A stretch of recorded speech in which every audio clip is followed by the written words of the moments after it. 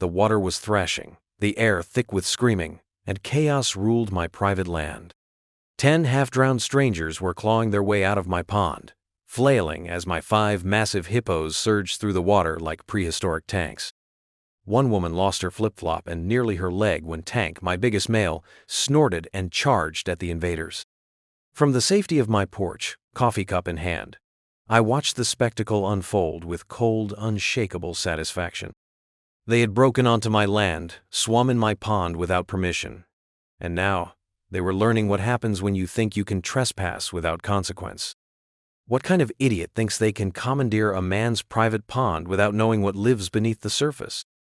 It was a Saturday morning, and the world was still wrapped in a sleepy haze when I first heard the laughter. Sharp, careless, and utterly out of place on my land, it drifted through my open kitchen window as I brewed my coffee. I frowned, setting the mug down slowly, the rich scent of the beans doing little to soothe the sudden unease curling in my gut. My boots thudded against the wooden floor as I crossed the room, each step quicker than the last. By the time I reached the front porch, my hands were already clenched at my sides, the worst possibilities running wild through my mind. Nothing could have prepared me for the scene that unfolded in front of me. There, at my private pond, a crowd of people, 10 by my count, were frolicking in the water like it was some cheap resort pool. Children splashed and screamed. Inflatable unicorns bobbed over the surface, and half a dozen adults lounged in lawn chairs they had dragged from God knows where. Coolers sat cracked open on the grass, beer bottles scattered in the reeds, and someone had even set up a makeshift boombox blasting terrible pop music into the otherwise serene air.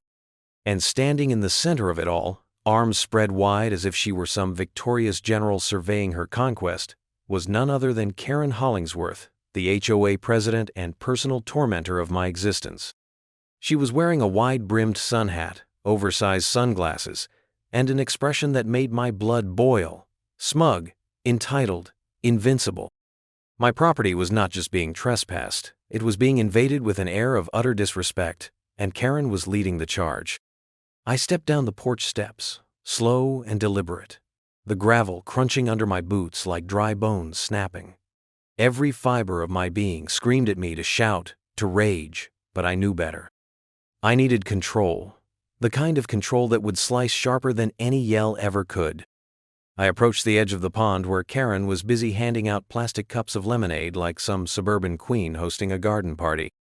She saw me coming, of course, but her only acknowledgement was a tight-lipped smile that made my fists itch. I stopped a good 10 feet away, arms crossed, my shadow cutting a hard line across the grass. "Karen," I said, voice low but carrying, "what exactly do you think you're doing?" She turned to me, dramatically adjusting her sunglasses as if the sunlight was the greatest inconvenience in the situation. "Good morning to you, too, neighbor," she chirped, her voice laced with a poisonously sweet tone that could corrode steel. "We're just enjoying a beautiful community day. Isn't it marvelous?" My jaw twitched. I took a slow breath, anchoring myself. "This," I said, gesturing broadly to the mayhem, "is my private property. You and your little parade of trespassers are here without permission.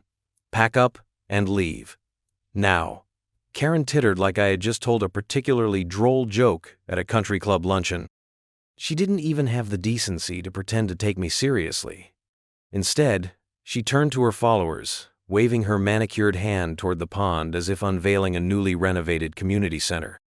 "Oh, don't be such a sourpuss," she said, loudly enough for everyone to hear. "The HOA has decided to designate this pond as a shared community water feature under the new Emergency Recreation Initiative. It's a much-needed addition to our neighborhood spirit." The words hit me like a slap. Emergency Recreation Initiative? Shared water feature? My head spun with disbelief. "You have got to be kidding me," I said, stepping closer now, the simmering fury in my chest demanding action. "You can't just decide that my land is public. That's not how property law works." Karen sighed dramatically, as if my insistence on reality was the real burden here. She reached into a canvas tote slung over one of the lounge chairs and produced a few sheets of paper, holding them up like a priest brandishing a holy relic. "It's all perfectly legal," she said. "We passed the measure unanimously at the last emergency HOA meeting. You really should attend more often." I didn't need to see the papers to know they were worthless. The HOA had no authority over private property, and Karen damn well knew it. But she also knew that fighting her, really fighting her, would mean lawyer fees, court dates, and months of headaches. That was her weapon, attrition through audacity.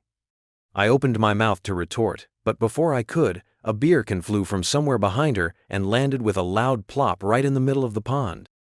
A spray of beer fanned into the water, and several of the guests roared with laughter. My fists clenched so hard the skin stretched white across my knuckles. "You're trespassing," I said again, each word cut from stone. "Every single one of you is breaking the law." Karen shrugged, as if I had commented on the weather. "We're just neighbors enjoying a day by the water," she said. "No need to make a fuss. No need to make a fuss." That was Karen's specialty, pretending that illegal, outrageous behavior was just a neighborly misunderstanding. My gaze swept over the scene, cataloging every transgression, the beer bottles, the trash, the utter contempt radiating from every lawn chair. My private haven, my slice of peace, was being treated like a public amusement park. And Karen?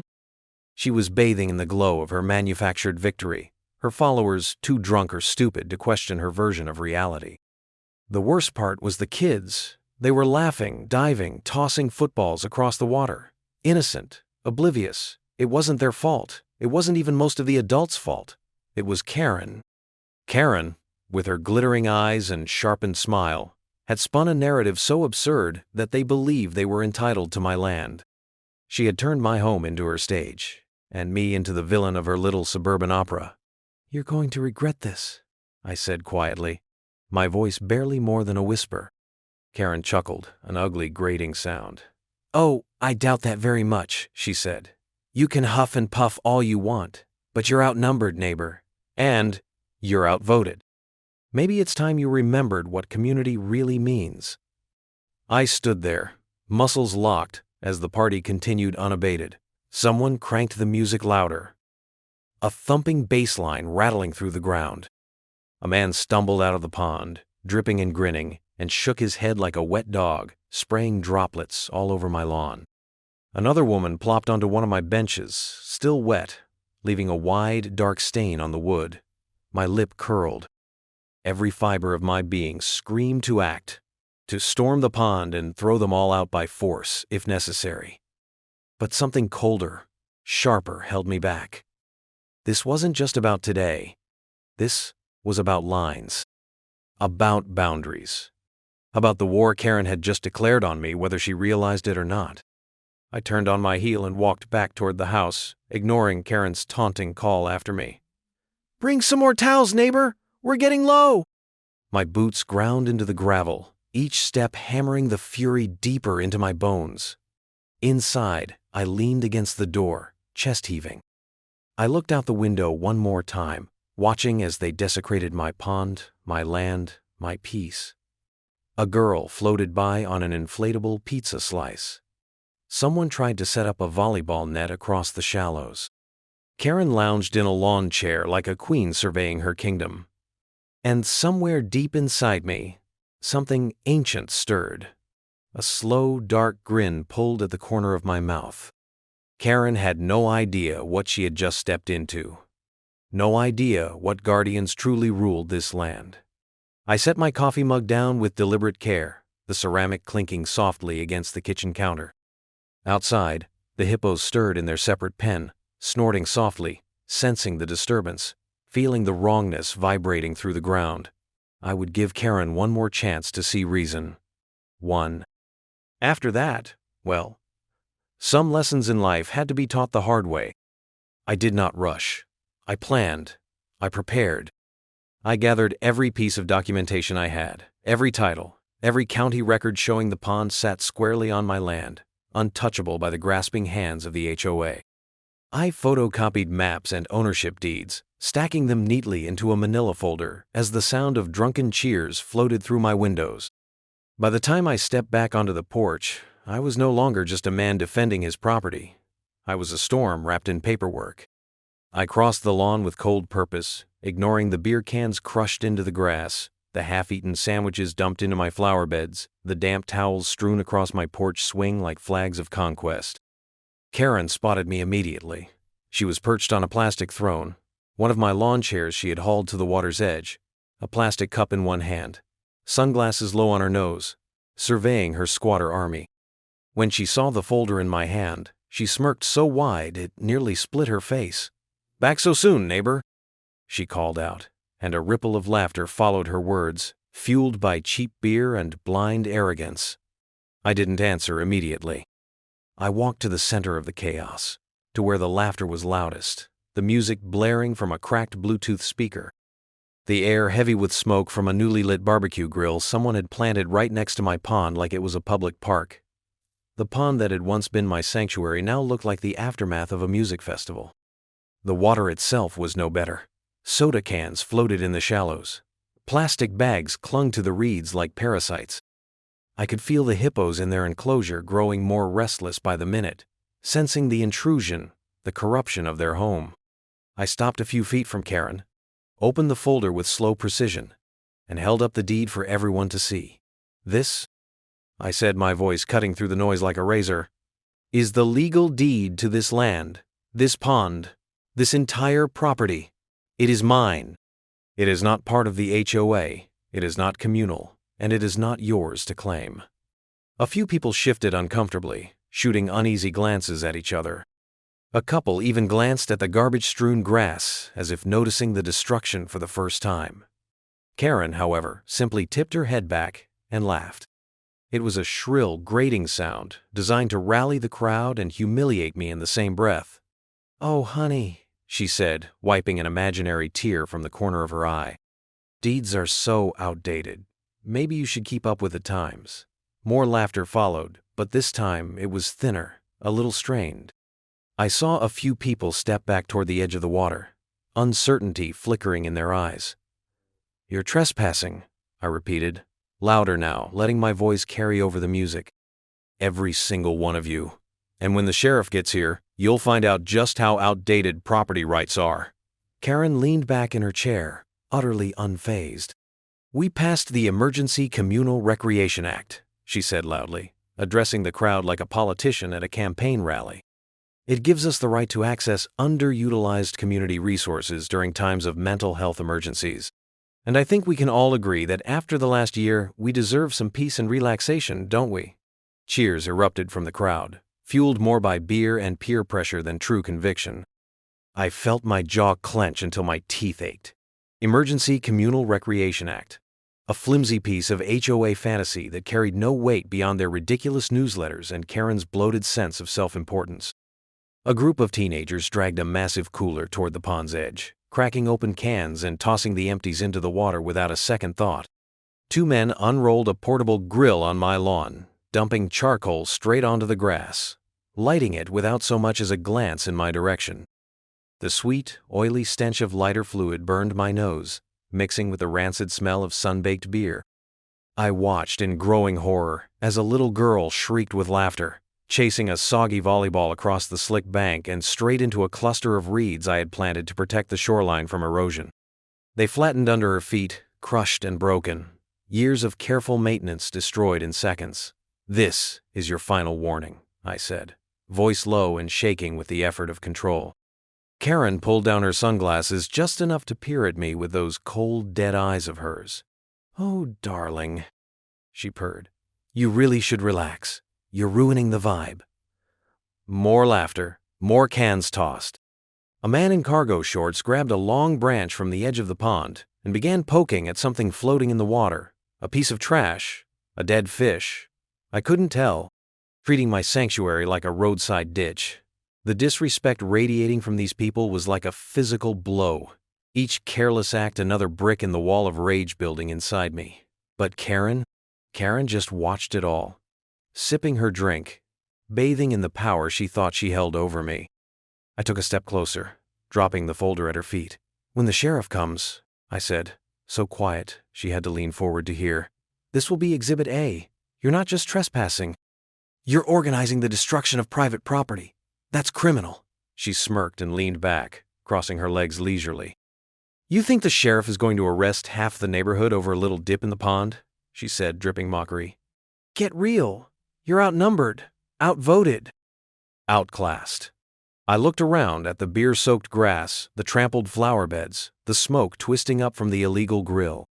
I saw the neighbors, some shifting awkwardly, some defiantly cracking open fresh beers, others oblivious as they waded into the pond, stirring the once clear water into a muddy froth.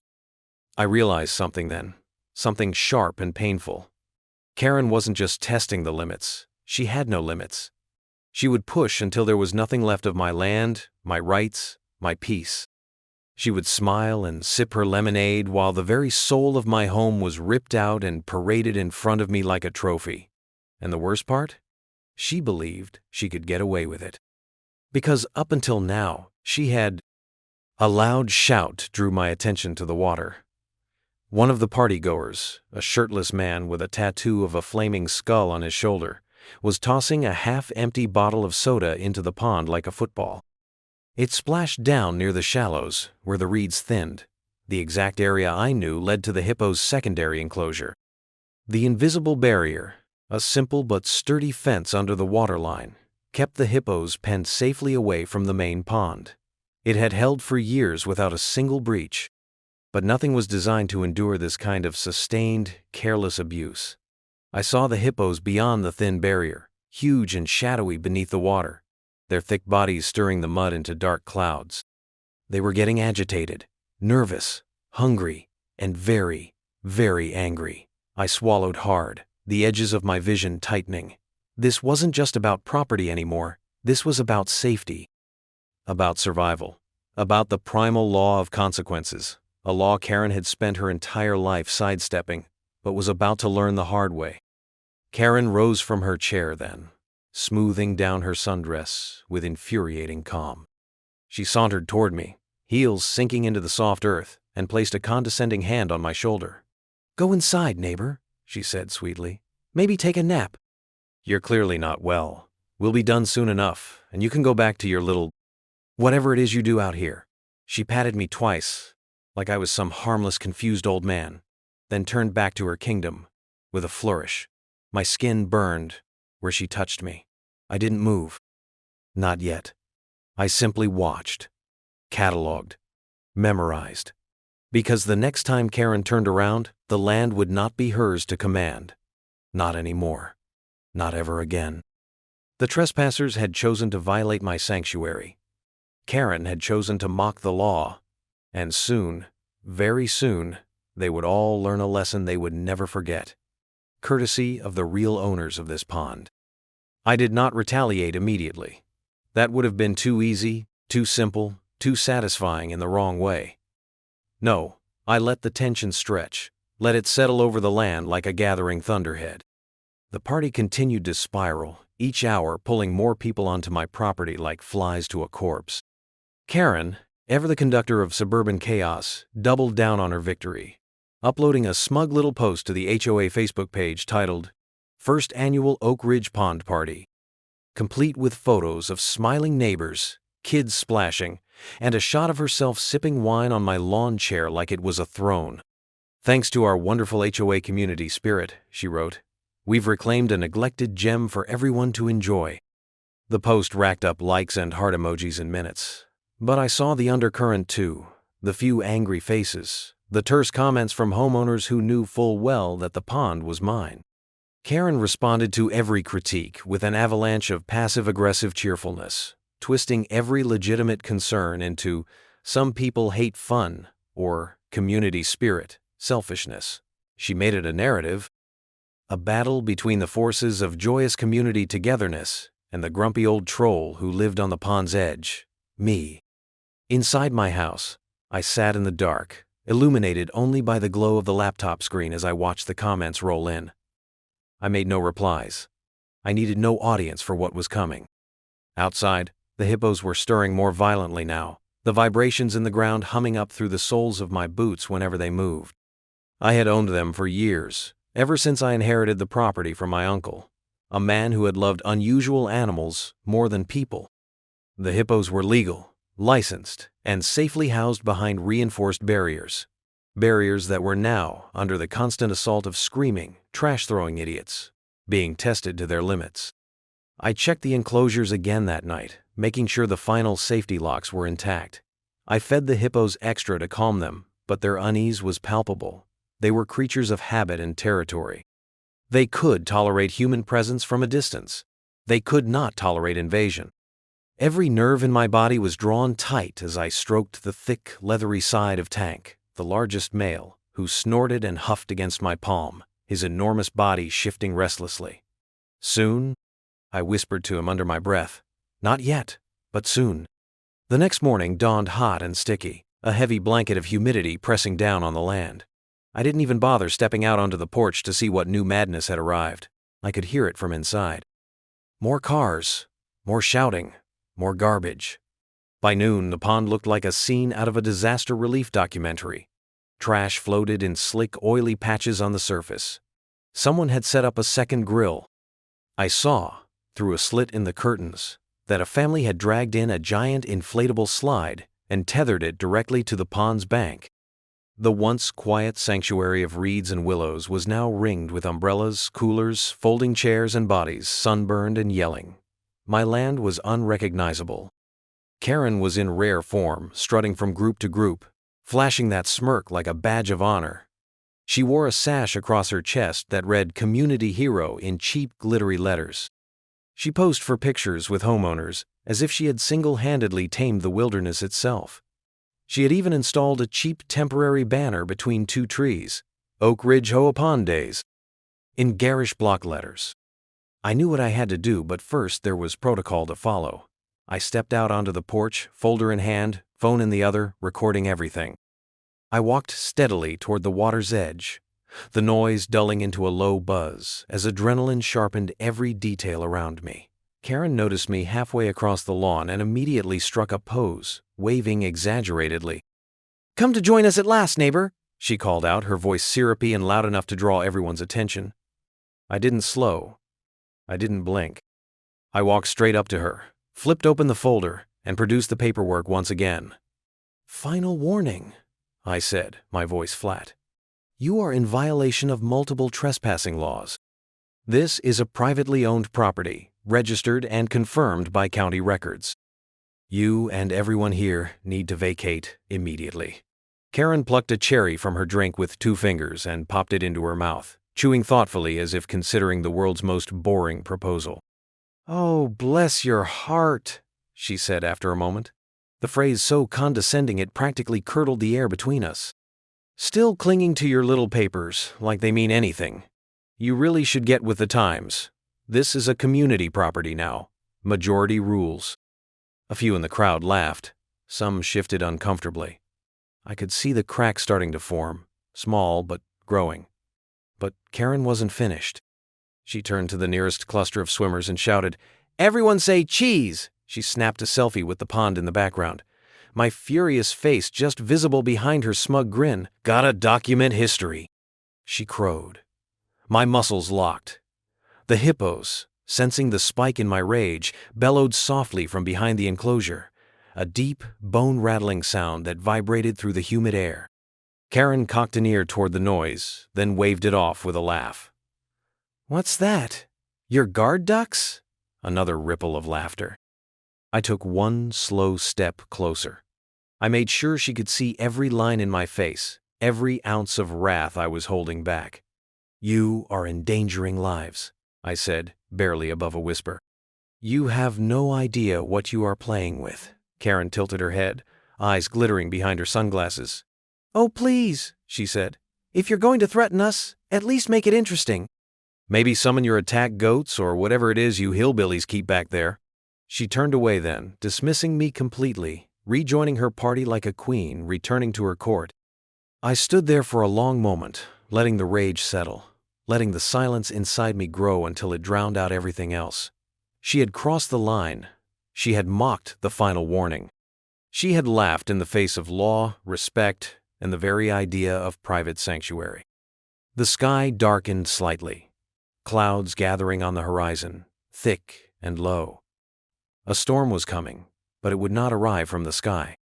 It would come from the ground, from the water, from the very depths of the ancient territorial beasts that stirred behind the now precarious barriers. The final pieces were falling into place. Karen had made her choices. Now it was time for nature to collect the debt. Calmly, silently, I turned and walked back toward the house, each step a countdown. The trespassers behind me laughed, drank, and swam in the poisoned water, unaware that the world they thought they ruled was about to erupt beneath them. I spent the next 2 hours in methodical silence, moving through my house with the patience of a man laying charges under the foundations of a crumbling fortress. I watched from the shaded kitchen window, counting heads, studying the rhythms of the mob. By now, the party had swollen even larger, like a boil ready to burst. There were more cars clogging my private road, more tents pitched hastily on the grass, more trash bleeding into the pond like rot into a wound. A group of teenagers had rigged up a floating beer pong table, letting the wind shove it aimlessly across the murky surface. Someone's unleashed golden retriever splashed and barked, sending flocks of ducks scattering. Karen was holding court at the water's edge, sprawled across my best lounge chair like Cleopatra herself. She wore a fresh sash now, this one reading Queen of the Pond, as if daring me to come tear it from her smug chest. Every so often, she raised her glass high and toasted to community victories, her laughter shrill and slicing through the heavy summer air like a butcher's knife. The hippos were restless. I could hear it from the deep, thunderous snorts rising from their pen, feel it in the way the ground thrummed under the soles of my boots when they shifted their colossal weight. The fence had held so far, but it was not built for this. It was built to keep the hippos isolated during quiet mornings, lazy afternoons, peaceful nights. It was never meant to withstand the cacophony of a full-scale suburban invasion. Every slam of a volleyball against the water, every shrieking laugh, every plastic bottle bobbing through their territory was a fresh insult, a fresh provocation. They knew, and soon, everyone else would too. I waited until the sun was hanging low and mean in the sky, staining everything a bruised gold. The heat had pushed the partiers deeper into the pond, searching for cooler relief. They were clustered near the center now, bobbing like human buoys, distracted, lulled into false comfort by hours of unchecked trespass. Perfect. I made my way around the perimeter slowly, moving through the tall grasses like a shadow, staying low and out of sight. I kept my movements precise, practiced. I had walked this land my whole life. I knew every dip, every root, every stone. The first lock was hidden beneath a camouflaged panel at the waterline, nearly invisible to anyone who did not know exactly where to look. I crouched, reached in, and with a simple twist, unlatched the first barrier holding back the real rulers of this place. The old metal creaked softly, almost sighing in relief. I moved to the second latch, then the third, working methodically around the enclosure. Each release was deliberate, quiet, final. I kept one eye on the pond, watching the way the water shimmered with the movement of the swimmers, watching Karen raise her glass again, laughing at some stupid joke. Her voice carried across the water, grating and triumphant. "Cheers to democracy, darlings," she shouted, and the people cheered with her, a roar of drunken, oblivious solidarity.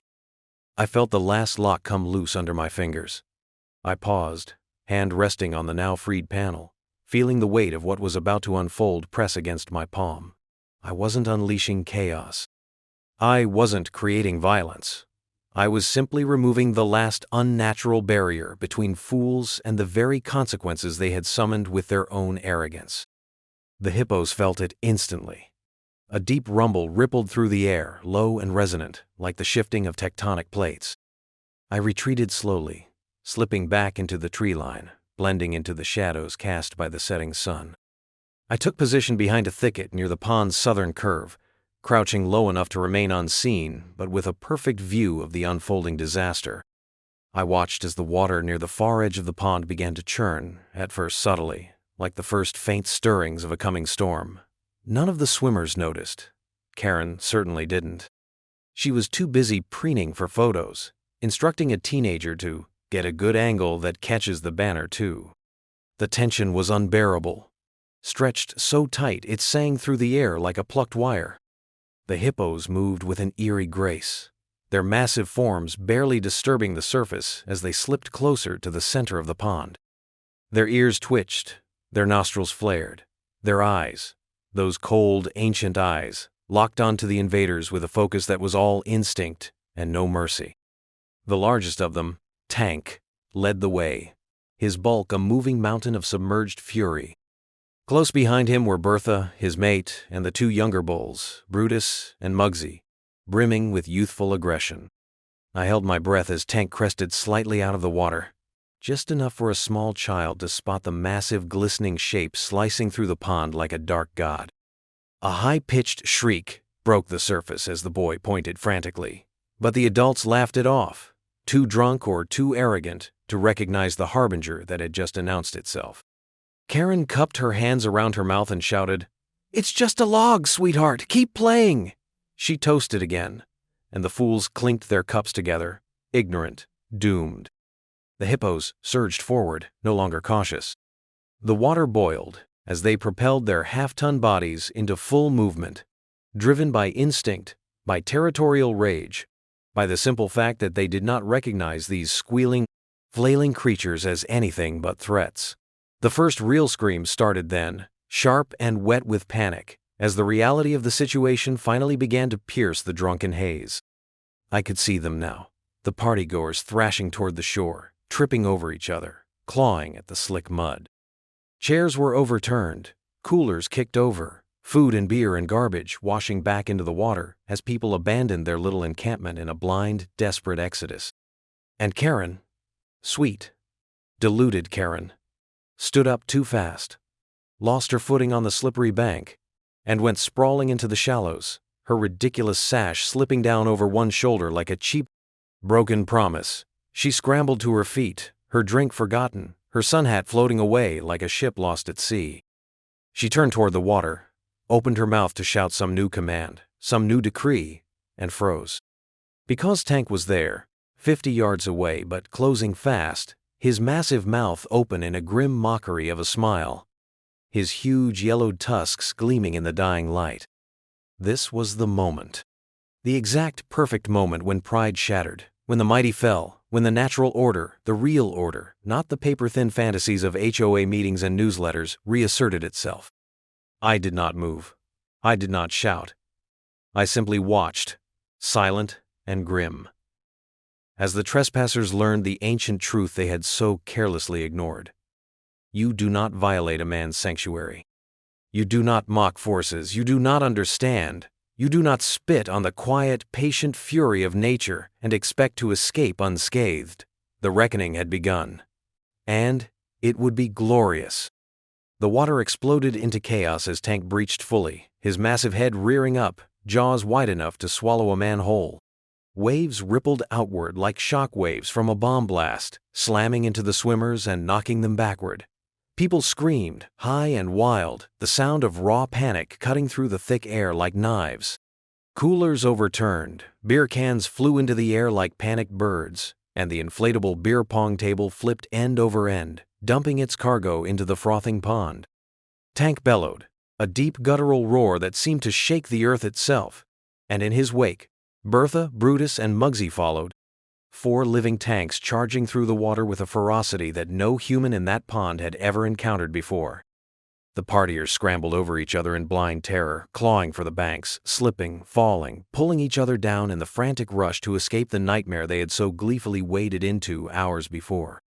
Karen, soaking wet and still tangled in her broken sash, tried to run, but her high-end sandals betrayed her. She slipped hard on the muddy bank, landing flat on her back with a splash that sent her sun hat flying further into the pond.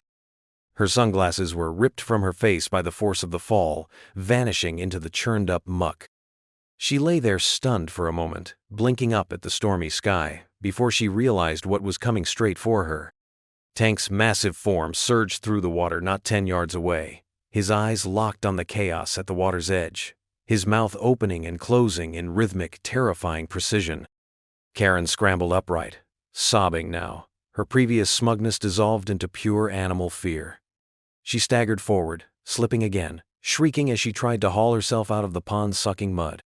All around her, The once proud pond partiers were abandoning ship. Men threw children into waiting arms on shore. Women screamed at the top of their lungs. Groups trampled through the reeds, flattening everything in their blind panic to get away from the unstoppable wall of flesh and fury bearing down on them. The golden retriever that had been splashing so happily earlier yelped and bolted into the trees, leash dragging behind it. The floating grill capsized, spilling half-cooked hot dogs into the water, where they bobbed grotesquely alongside abandoned pool floats and shattered beer bottles. From my hidden vantage point, I watched it unfold, with the calm satisfaction of a man who had warned them, who had begged them to listen, and who had been laughed at, dismissed, and mocked for his efforts. I watched Karen stagger again, nearly tripping over a cooler half submerged in the mud, and saw the moment when she realized she was not going to make it to dry ground in time. Her eyes widened, her face twisting in a grimace of terror as Tank surged closer, his wake sending up a tidal wave that knocked her sprawling once more. She screamed, a raw, wordless sound of pure survival instinct, and crawled on hands and knees up the bank, dragging herself through the muck like a soldier under enemy fire. And then, sirens. Faint at first, then rising in a keening wail as the sheriff's deputies, alerted by the earlier 911 call I had placed while Karen toasted her victory, barreled down the private road. A fleet of 4 patrol SUVs skidded into the clearing, tires ripping up the grass, doors flying open as deputies poured out, weapons drawn but lowered, not sure yet what kind of hell they had been summoned to. What they found was a scene straight out of biblical judgment. Soaked, hysterical partygoers scrambling out of a pond now ruled by 4 furious hippos, trash and debris littering every inch of my property. And at the center of it all, Karen Hollingsworth, self-proclaimed queen of the pond, crawling on all 4s through the mud, her face a mask of terror and ruin. The deputies moved quickly, rounding up the panicked trespassers, forcing them to sit in soaking groups on the edge of the clearing, cuffing the ones who tried to bolt for the woods. Karen was hauled to her feet by 2 deputies, her hands coated in slimy mud, her designer dress shredded and stained beyond recognition. She tried to summon some of her old arrogance, jabbing a trembling finger at me as I emerged slowly from the trees, calm, clean, untouched by the disaster she had wrought. "That man!" she shrieked, voice cracking. He set the animals on us! He's dangerous! Arrest him!" Her words, desperate and pathetic, barely carried over the roar of the gathering crowd and the hippos still thundering in the background. The sheriff, a broad-shouldered man named Harlan who had known me since I was a boy, stepped between us and shook his head slowly. "Ma'am," he said, his voice hard as iron, "this is his land. You're trespassing. All of you are. And by the looks of it," he added, glancing around at the carnage, "you've been vandalizing private property, endangering livestock, and endangering yourselves." He nodded toward Tank, who was now wallowing in the shallows, snorting and glaring at the bedraggled group of former swimmers. "Those aren't pets, ma'am. Those are classified as exotic livestock under state law. Disturbing them is a criminal offense. You're lucky nobody's dead." Karen's mouth opened and closed like a landed fish. She sputtered, tried to rally, but it was too late. The spell was broken. Her reign was over. One of the deputies pulled her arms behind her and snapped cuffs onto her wrists with a brutal efficiency that spoke of long practice. "Karen Hollingsworth," he intoned, "you are under arrest for criminal trespass, property destruction, reckless endangerment, and violation of state livestock protection statutes." Another deputy began reading her Miranda rights as she shrieked and fought and sobbed, a pitiful, broken figure dragged toward the waiting squad cars. The rest of the HOA partygoers fared little better. Those who weren't cuffed were cited on the spot, handed thick yellow slips that added up to thousands upon thousands of dollars in fines for trespassing, illegal dumping, vandalism, and more. I provided the deputies with the deed, the photos, the video evidence, a perfect surgical takedown. By the time the last cruiser pulled away, Karen screaming through the barred windows like a madwoman, the sun had dipped below the horizon and the clearing was quiet again, save for the occasional grunt and splash from the hippos returning to their normal routines. It didn't end there. News traveled fast. Within 24 hours, the local papers had the story splashed across their front pages. "Neighborhood pond party ends in exotic animal stampede." HOA president arrested. Cable news picked it up the next day. Memes exploded online, screenshots of Karen mid-crawl, tank looming behind her like a mythological beast summoned for vengeance. When the HOA finds out the pond isn't just a water feature, one caption read. Another showed Tank with a cartoon crown on his massive head, dubbed King of the Pond. The final blow came when the county announced a full investigation into the HOA's activities, spurred by dozens of complaints from other residents emboldened by Karen's spectacular downfall. The HOA was fined so heavily they had to dissolve the Emergency Recreation Act entirely. Karen lost her house, sold at a loss to cover her legal fees. The new owner, a retired Navy captain with a fondness for privacy, put up a 12-foot-high iron fence around the entire property line.